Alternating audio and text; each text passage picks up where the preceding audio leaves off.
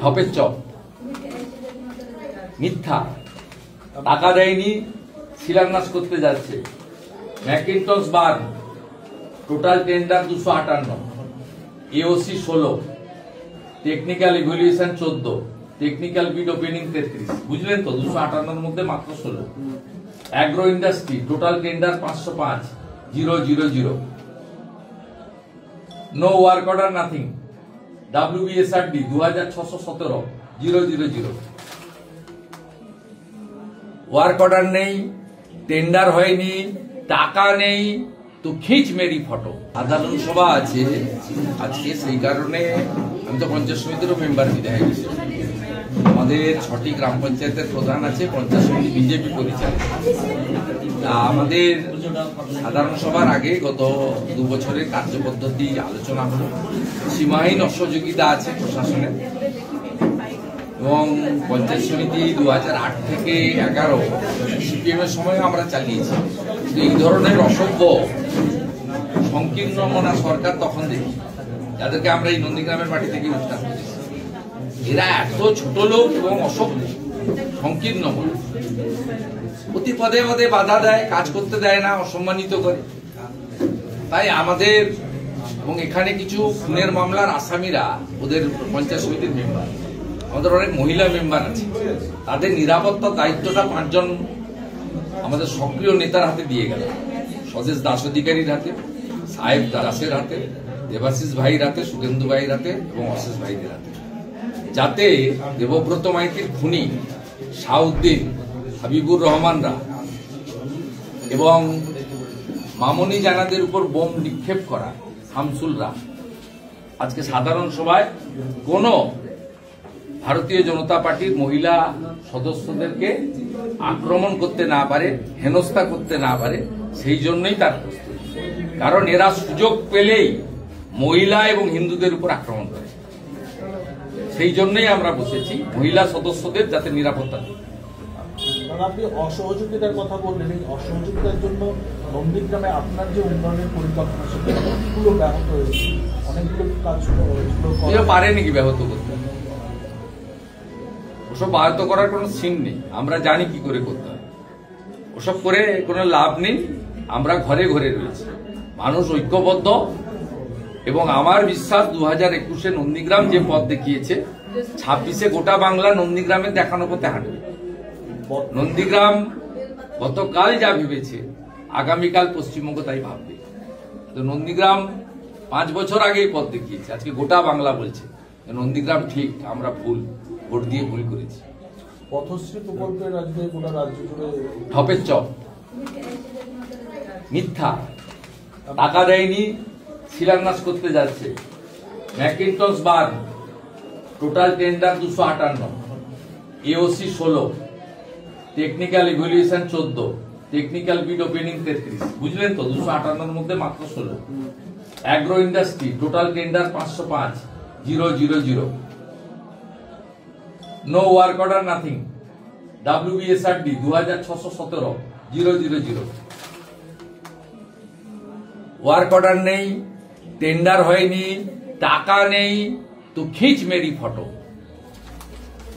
আরেকটা বিষয়, শিলা করতে যাচ্ছে, ঢপের চপ। দুর্ঘটনা একদিন পরেও ন্যাজারকাণ্ডের রহস্য ক্রমশ ঘনীভূত।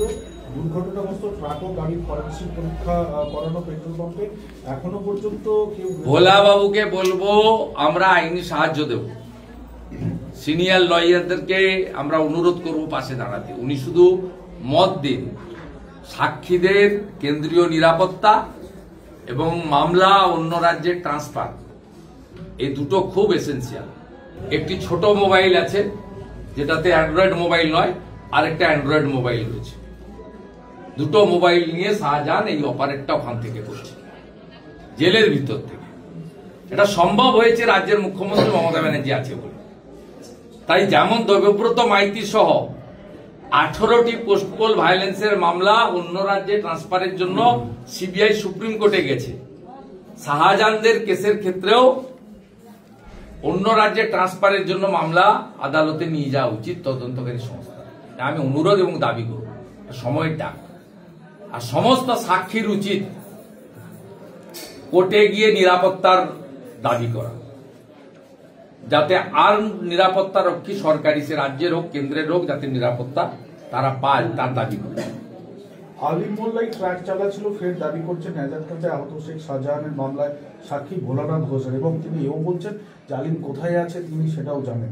এখন নেজারকান্দের পর যেভাবে অভিযোগ করছেন ভোলানাথবাবু, তাহলে একে এখনো পর্যন্ত ধরা গেল না।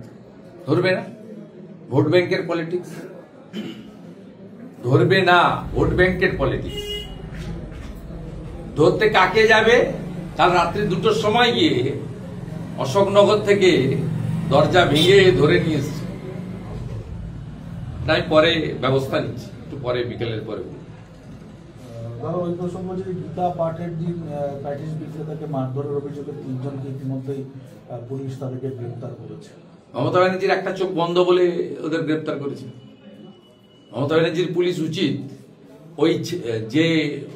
ওই আপনার ননভেজ বিক্রি করতে গেছিল ওখানে এবং মিথ্যে কথা বলে ঢুকেছে, পরিচয় আড়াল করে ঢুকেছে, তাকেও ধরা, তার বিরুদ্ধে তো এফআইআর হয়েছে। আর এদেরকে ধরে নিয়ে এলেন 41-এ নোটিশ দিয়েছেন। এরা কি জঙ্গি নাকি? আর যখন কালী পুজোতে কাকদ্বীপে কালী মূর্তি ভাঙলো তার আসামি গ্রেপ্তার হয়নি কেন? মন্দির বাজারে জগদ্ধাত্রী মূর্তি ভাঙলো তার গ্রেপ্তার হয়নি কেন? হনুমান মূর্তি, আমরা তো নন্দীগ্রামে সব হিন্দু এলাকায় আমি এই পোস্টারটা লাগাচ্ছি, কি করবেন আমি দেখব, হিন্দুদের কাছে আমি এই পোস্টার লাগাবো। দেখুন এইটা গতকাল হনুমান মূর্তির করেছে।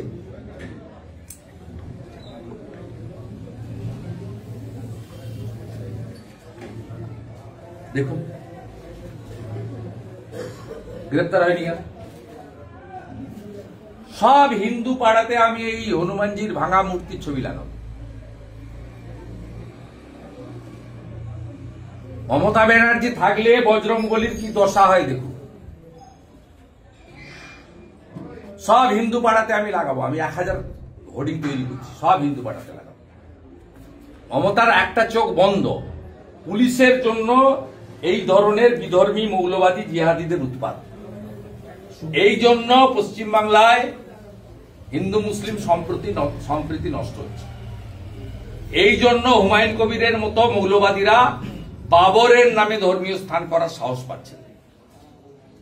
আমি তো বারে বারে বলেছি, যত খুশি ধর্মীয় স্থান করুন, হিন্দুরা মন্দির বানাবে স্বাভাবিক, ইসলাম ধর্ম যারা মানেন মসজিদ বানাবে স্বাভাবিক, খ্রিস্ট ধর্ম যারা মানেন গির্জা চার্চ বানাবে স্বাভাবিক।